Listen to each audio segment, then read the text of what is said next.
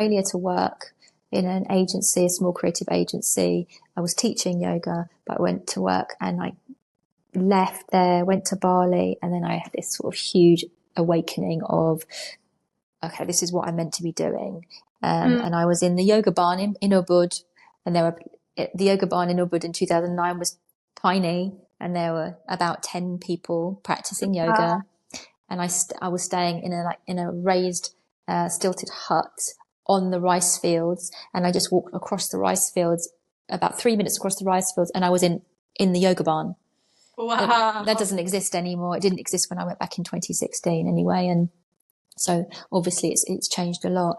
But in that moment I had, it was a sound healing, and there's a guy who's known on the island in Bali, Shervin, who is multi-instrumental musician, and he played the frosted bowls, and he played I think it was the sitar or something, and there was someone singing, and I was crying and crying and crying, and it was like a remembrance of music. So all of the practices of the yoga, physical or not, had led me to this moment.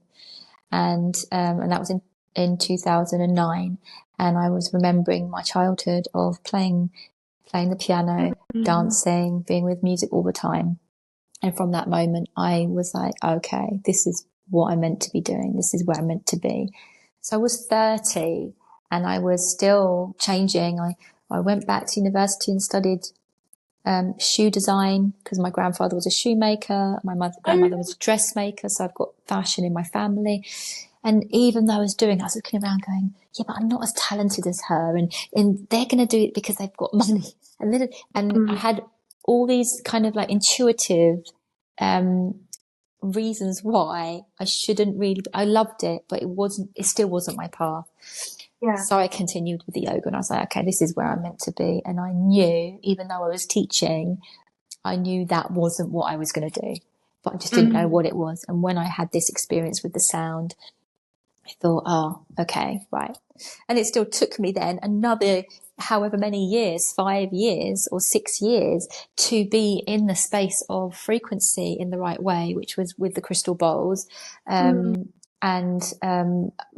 I was in Bali in 2016, and I came back, and one of my very closest friends now, Carly, was leading sound sessions with the crystal bowls and under our teacher Yantara, and I just kept on following her around London, following her from place to place to place to place to place, and helping her and supporting her in her sessions. And that was it. Within a year, I was trained, and I was bold, and I was sharing as if I